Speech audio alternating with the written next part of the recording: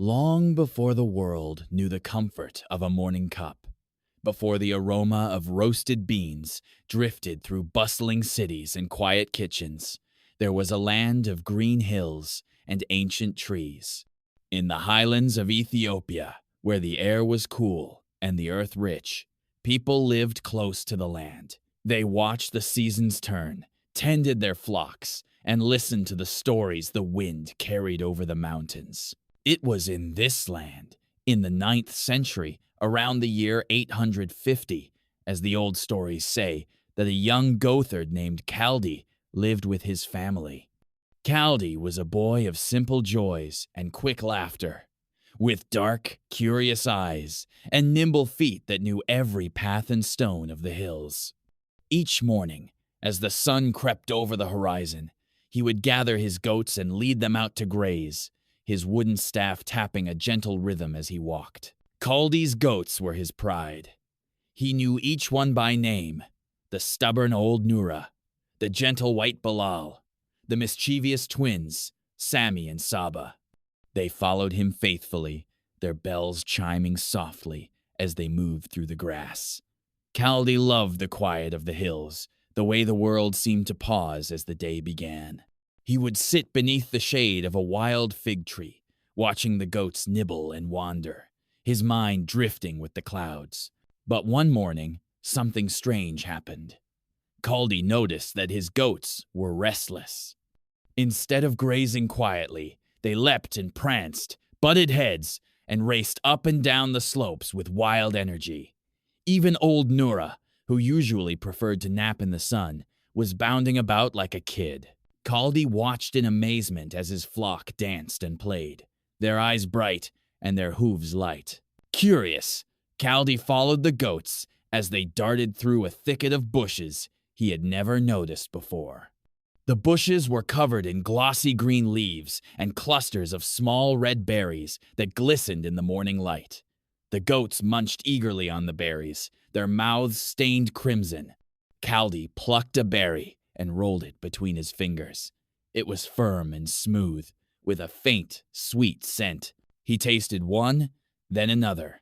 The flavor was sharp and a little bitter, but not unpleasant. Soon, Kaldi felt a strange warmth spreading through him, a gentle, tingling energy that made his heart beat faster and his mind feel clear. He laughed aloud, feeling as if he, too, could dance with the goats. That evening, Kaldi returned home, his goats still lively and playful. His mother, Fatima, noticed the change at once. "What has gotten into you and your flock?" she asked, her eyes wide with surprise. Kaldi told her about the red berries and the dancing goats. Fatima listened, her brow furrowed in thought. She was a woman of wisdom, who knew the ways of the land and the old stories passed down through generations. "Perhaps these berries are a gift," she said softly, "or perhaps a warning. We must be careful with what we do not understand." If you're enjoying this story, don't forget to like and subscribe for more stories that bring history's greatest mysteries to life. But Kaldi's curiosity was not so easily tamed. The next day, he gathered more berries and brought them to the village elder, a kindly man named Abba Gebre. Gebre was respected for his knowledge and his gentle spirit. He listened to Kaldi's tale, his eyes twinkling with amusement. "Let us see what the goats have found," Gebre said. He examined the berries, sniffed their scent, and tasted one himself.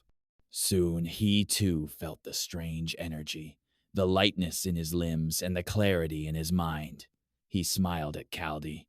"There is something special here, my boy, but we must learn how to use it." Word spread quickly through the village. Some were wary, remembering old tales of forbidden fruits and hidden dangers. Others were eager to try the berries for themselves. The goats became famous, their antics the talk of every gathering. Kaldi found himself at the center of a small mystery, his days filled with questions and laughter. One evening, as the sun set behind the hills, a group of travelers arrived at the village. Among them was a monk named Brother Elias, who had journeyed from a distant monastery. He was a man of quiet strength, with kind eyes and a gentle voice. He listened to Kaldi's story with great interest. "In our monastery," Brother Elias explained, "we often struggle to stay awake during the long hours of prayer. Perhaps these berries could help us keep our minds clear and our hearts focused." With Kaldi's help, Brother Elias gathered a basket of the red berries and returned to his monastery. The monks experimented with the fruit, first eating it raw, then crushing it and mixing it with water. The taste was strong, but the effect was undeniable. The monks found themselves able to pray and study late into the night, their minds sharp and their spirits lifted.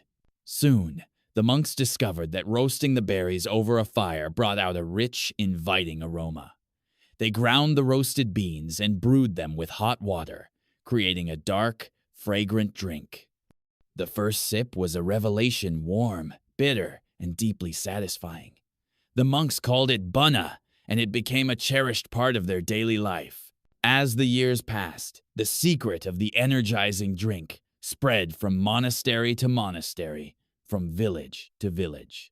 Traders carried the beans across the mountains and deserts, through bustling markets and quiet oases. The story of Kaldi and his dancing goats traveled with them, growing with each retelling. By the 12th century, coffee had reached the Arabian Peninsula. In the city of Mocha, on the coast of Yemen, merchants and scholars gathered in lively coffeehouses, sharing news, poetry, and laughter over steaming cups of the dark brew. The drink became a symbol of hospitality and friendship, a way to bring people together in conversation and community. In the 16th century, coffee found its way to the great cities of the Ottoman Empire. In Istanbul, elegant coffeehouses lined the streets, their walls echoing with music and debate. Sultans and scholars, merchants and poets, all found comfort and inspiration in the humble cup. The drink was celebrated in song and story, its origins traced back to the green hills of Ethiopia and the curious goatherd who first tasted its magic. By the 17th century, coffee had crossed the Mediterranean to Europe. In Venice, London, and Paris, coffee houses became centers of culture and conversation. Writers and thinkers gathered to share ideas, to argue and dream. The aroma of coffee drifted through the streets, a promise of warmth and possibility. Through it all, the legend of Kaldi and his dancing goats endured. Some said the story was just a fable, a way to explain the mystery of the bean. Others believed it was true, a testament to the power of curiosity and the gifts of the earth. In every cup, they tasted a bit of wonder, a reminder that even the smallest discovery can change the world. Back in the hills of Ethiopia, the land remained much as it had always been. The wild coffee trees still grew, their branches heavy with red berries. Goatherds still led their flocks through the grass, their laughter echoing across the valleys. And sometimes, on a bright morning, a young boy would watch his goats leap and play and wonder what secrets the world still held. Kaldi grew to be an old man, his hair silver and his eyes wise. He watched as travelers came and went, as the world changed and grew. He never forgot the day his goats danced, or the taste of the first red berry.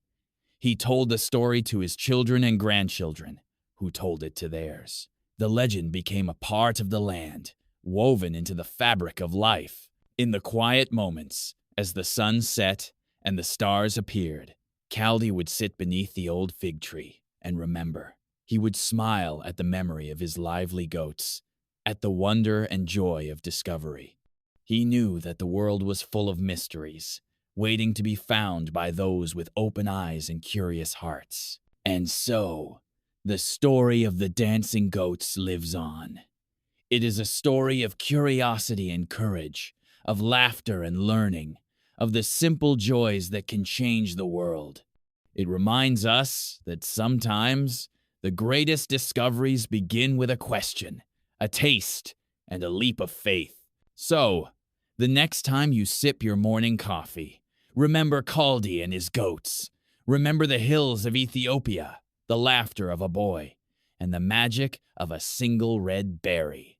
Remember that every cup holds a story of wonder, of hope, and of the endless possibilities that await those who dare to explore. If you enjoyed this journey into the heart of history, don't forget to like, subscribe, and share. There are more stories waiting to be told right here.